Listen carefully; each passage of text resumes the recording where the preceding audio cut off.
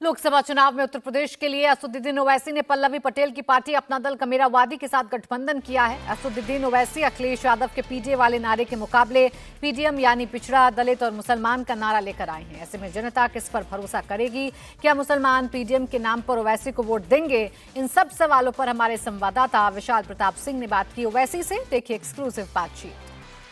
उत्तर प्रदेश में कमेरावादी पार्टी की और एआईएमआईएम का गठबंधन हो गया है। हमारे साथ बातचीत करने के लिए एआईएमआईएम के चीफ असदुद्दीन ओवैसी साहब हैं। सर, आज आपने अलायंस का ऐलान किया है, उधर पीडीए है, इधर पीडीएम है, अल्पसंख्यक और मुसलमान, यही फर्क है। ये फर्क जरा बता दीजिए इंडिया टीवी के दर्शकों को। नहीं, वो सिर्फ ज़बानी है। वहाँ पर जो दूसरी तरफ जो ज़बानी है उसमें कोई कमिटमेंट नहीं है, उसमें उसको अमली जामे नामा पहनाने का उनके पास कोई रोड मैप नहीं है।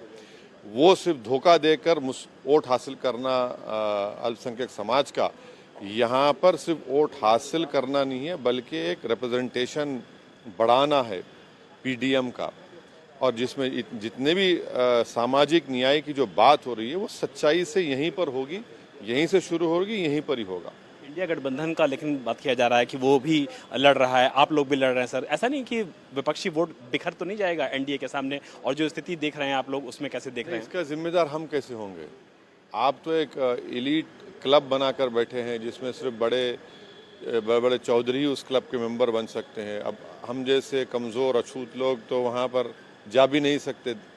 तो हमको अपना हिफाजत करनी है। और उत्तर प्रदेश में आप जो देख रहे हैं कि एक तरफ एनडीए है, दूसरी तरफ ये लोग हैं।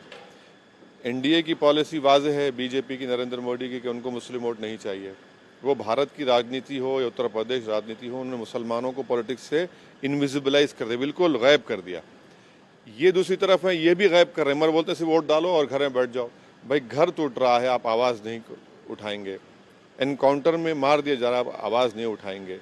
आप ही के पार्टी के लोगों के घरों को तोड़ दिया जा रहा है, आप आवाज़ नहीं उठाएंगे। हाँ, फिर मुरादाबाद में आपका लोकसभा का लीडर है, वहाँ उनसे बदतमीज़ी, बेइज्जती की जाती है। आप दूसरे दो लोगों को बी फॉर्म देते हैं और फिर आखिर वक्त में उनको कहते हैं कि आपको टिकट काट दिया गया। रामपुर में आप एक तमाशा करते हैं।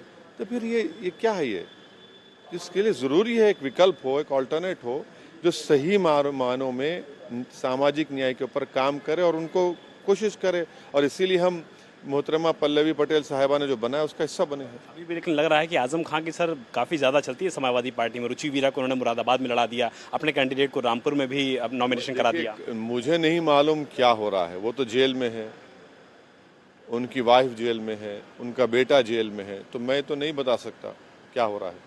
राहुल गांधी, प्रियंका गांधी की बात कर लें, उत्तर प्रदेश सबसे ज़्यादा बड़ा राज्य है, लेकिन अमेठी और रायबरेली के कांग्रेसी कार्यकर्ता अभी भी वेट कर रहे हैं कि वो लड़ेंगे नहीं लड़ेंगे। देखिए, इंतज़ार करिए, मालूम होगा। मैं क्या बताऊं? मैं क्यों नहीं लड़ रहे हैं सर, आपको क्या लगता है? मुझे नहीं मालूम भाई। मैं उस पार्टी का स्पोक्स पर्सन नहीं हूं, ना मैं उस एलीट क्लब का मेंबर हूं।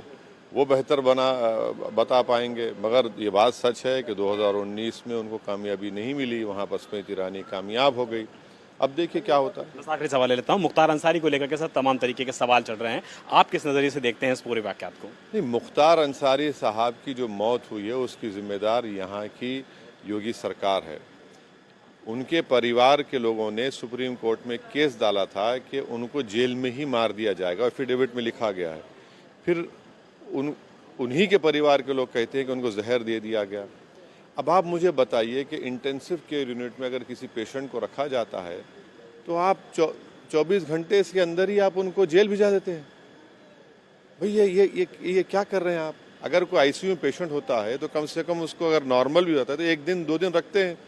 यहाँ पर आप आईसीयू से निकाल कर जेल भेजते हैं और वाकई में उससे उनकी मौत हो जाती है, जहर दे दिया गया है। अब आप कह रहे हैं कि नहीं पोस्टमार्टम, अरे भाई पोस्टमार्टम कराना था तो आप जो उन परिवार ने कहा कि इंडिपेंडेंट एफएसएल के एक्सपर्ट्स को बुलाते, उनकी मौजूदगी में आप करवाते तो सब चीज़ सामने आती। आप मिलने जाएंगे सर अंसारी परिवार से? हमें वक्त मिला तो बराबर जाऊंगा। मेरी बात हुई है उनके बेटे से, उमर अंसारी साहब से, और मैंने पब्लिकली ये बात कही है और बड़ा गलत हुआ है, ये ठीक नहीं हो रहा है।